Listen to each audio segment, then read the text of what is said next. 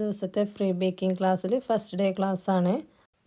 അപ്പോൾ ഇന്ന് നമ്മൾ നോക്കാൻ പോകുന്നത് ഒരു കേക്ക് ചെയ്യാൻ ആവശ്യമായിട്ടുള്ള ടൂൾസുകളും അതിലേക്ക് ആവശ്യമായിട്ടുള്ള ഇൻഗ്രീഡിയൻസുകളും എന്തൊക്കെയാണെന്നുള്ളതാണ് ഈ ക്ലാസ്സിൽ നിങ്ങൾക്ക് പരിചയപ്പെടുത്തുന്നത്. അപ്പോൾ നമുക്ക് ക്ലാസ് സ്റ്റാർട്ട് ചെയ്യാം കേട്ടോ. ഹലോ, നമ്മൾ കേക്ക് ചെയ്യാൻ ആവശ്യമായിട്ട് കേക്കിന് സ്പഞ്ച് ചെയ്യാൻ ആവശ്യമായിട്ട് കുറച്ച് ടിന്നുകൾ ആവശ്യമായിട്ടുണ്ട്. അപ്പോൾ അതിന് നമുക്ക് വേണ്ട ടിന്നുകളാണ് ഞാൻ എടുത്ത് വെച്ചിട്ടുള്ളത്. ടിന്നുകൾ ഒരുപാട് മോഡലുകളുണ്ട്, അതുപോലെ അതിൻ്റെ അളവിന് വ്യത്യാസങ്ങളും വരുന്നുണ്ട് കേട്ടോ. അപ്പോൾ ഇത് വന്നിട്ടുള്ളത് 4 ഇഞ്ചിൻ്റെ ടിന്നാണ്, ഇത് വന്നിട്ടുള്ളത് 5 ഇഞ്ചിൻ്റെ ടിന്നാണ്, ഇത് വന്നിട്ടുള്ളത് 5.5 ആണ്, ഇത് വന്നിട്ട് 7 ഇഞ്ചിൻ്റെ ടിന്നാണ്, ഇത് വന്നിട്ട് 7ൽ കുറച്ച് കൂടുതൽ, ഇത് വന്നിട്ട് ഒരു 9 ഇഞ്ചിൻ്റെ ടിന്നാണ്.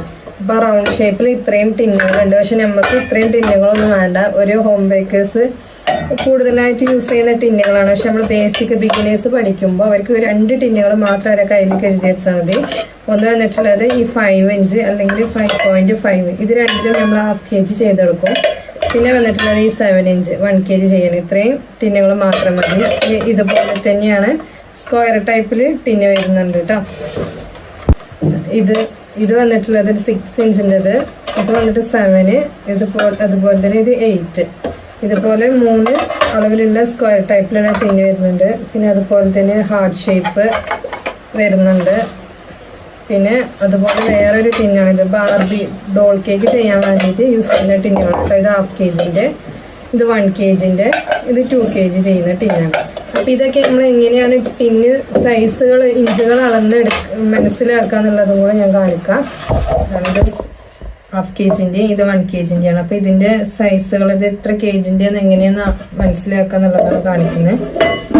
ഇതുപോലെയുള്ള മെഷീൻ ടേപ്പുകൾ എടുത്തിട്ട് നമ്മൾ വീട്ടിലൊക്കെ ഉണ്ടാവുമല്ലോ, അപ്പോൾ ഇതുപോലെ ടേപ്പ് എടുത്തിട്ട് ഇതിൻ്റെ അടിവശം നീളമാണ് പിടിക്കുക, റൗണ്ടല്ല, ഇങ്ങനെ വെച്ചിട്ട് ഇങ്ങനെ അളന്നെടുക്കുക. അപ്പോൾ ഇത് വന്നിട്ട് 5 ആണ്. അപ്പോൾ ഇത് 5 ഇഞ്ചിൻ്റെ ടിന്നാണ്. അടിവശം വന്നിട്ട് 5ഉം ഇതിൻ്റെ നീളം വന്നിട്ടുള്ളത് 2.5 ഇഞ്ചാണ്. അപ്പോൾ ഇത് ½ kgൻ്റെ ടിന്നാണ് കേട്ടോ. അതുപോലെ തന്നെയാണ് സ്ക്വയർ മോൾഡും നോക്കുന്നത്. ഇതുപോലെ ഇങ്ങനെ വെച്ചിട്ട് ഇങ്ങനെ അളന്ന് നോക്കുന്നത് 7 ആണ്. 7 ആണ് ഇതിൻ്റെ അടിവശം വന്നിട്ടുള്ളത്. നീളം വന്നിട്ടുള്ളത് 2.5 ആണ് കേട്ടോ.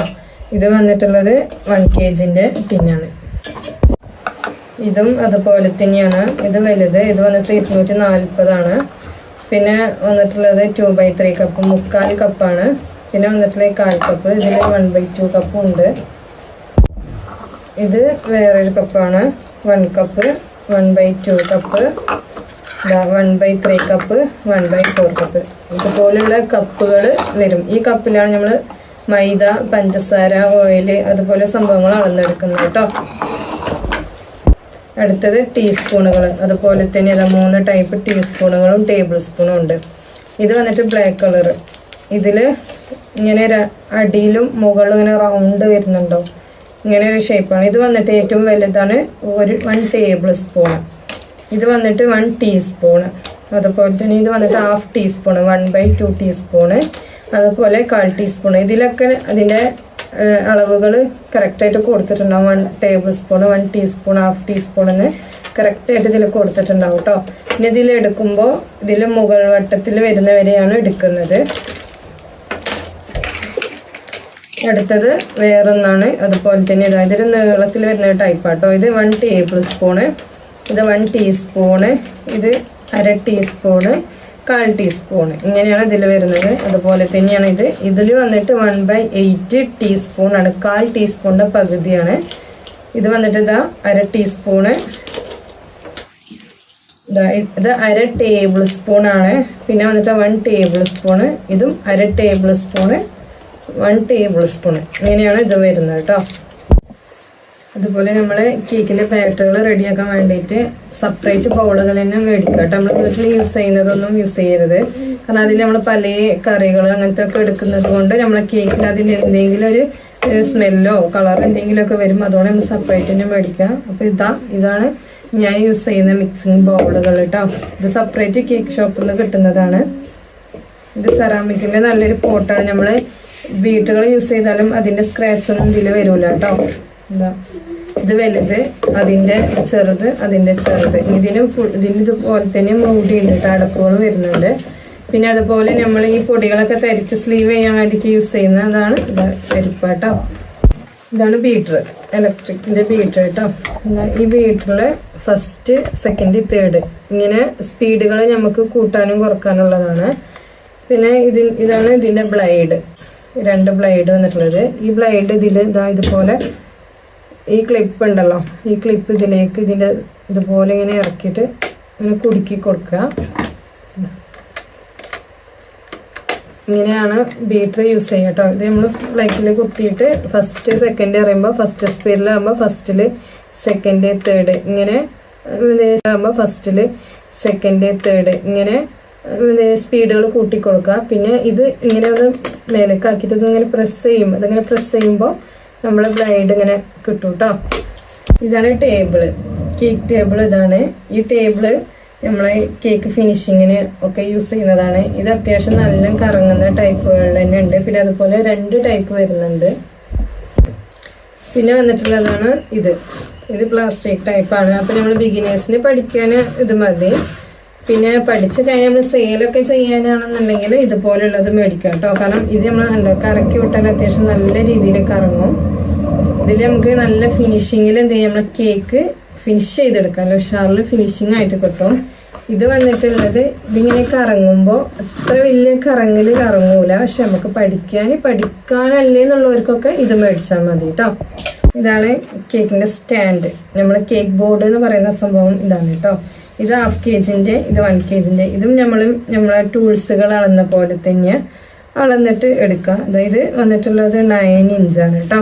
ഇത് 9 ആണ് വന്നിട്ടുള്ളത്.